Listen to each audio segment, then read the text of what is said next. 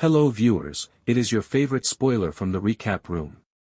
For more updates, stay tuned and don't forget to like, share and subscribe. Thank you. Tulsa King Season 3 Episode 1 continues where we left off. Dwight ends up in jail after being kidnapped in the middle of the night. Although Margaret is still at the ranch and appears to be doing well, Dwight is mostly concerned about Special Agent Musso, the new adversary. The fact that Dwight killed their informant, Ripple, does not sit well with Musso.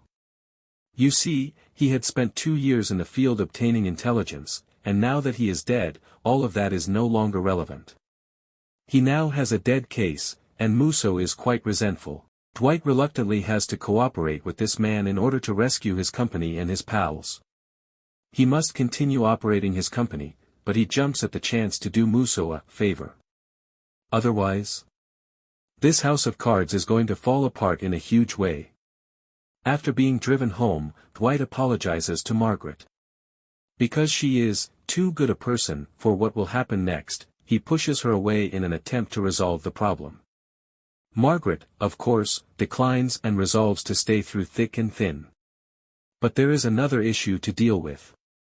Quiet Ray calls Dwight to meet with him in New York. By himself, he offers Dwight his own land and family in another state, but Dwight declines.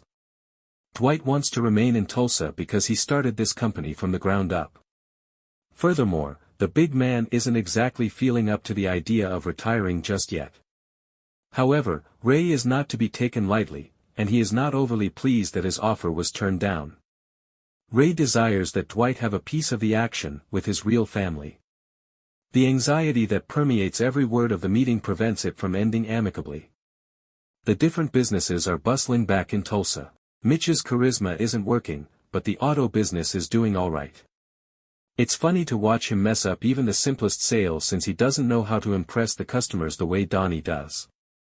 However, Mitch's heart isn't in it, which is his problem. Despite his dissatisfaction with his job at the dealership, an opportunity presents itself. When Cleo arrives in Tulsa for a brief reunion, she brings a bottle of alcohol.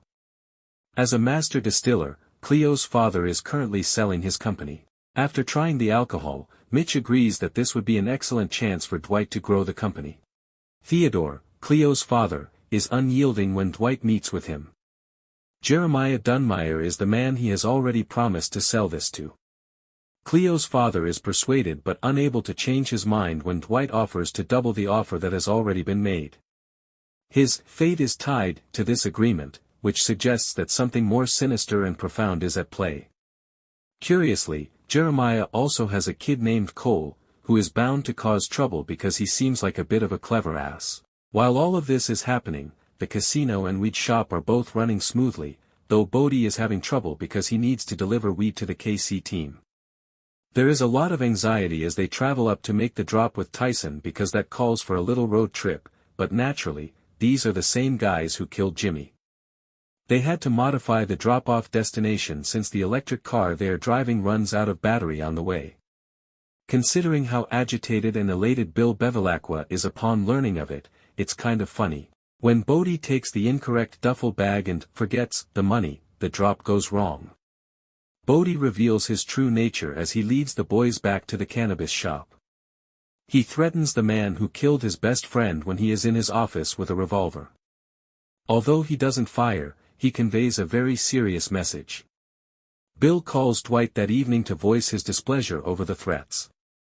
He is furious about what transpired, but Dwight is unwilling to consider this, and because Bill continues to receive his 15% cut, there isn't much else to say. When Dwight sees Theodore again, he thinks Dunmeyer is tricking him into signing this agreement. Playing the long game, Dwight pledges to take care of the distillery and bring Dunmeyer out for him. In the end, Theo consents to exclude Jeremiah from this. Jeremiah finds out about the arrangement and is not pleased once the hornet's nest has been thoroughly probed. When he arrives to meet Theodore, he offers his blessings, which include beating him and setting his house on fire. But when Musso calls and tells Dwight to keep his schedule free for the next few days because he has a job to accomplish, it complicates matters further. Thanks for watching, stay tuned for more updates.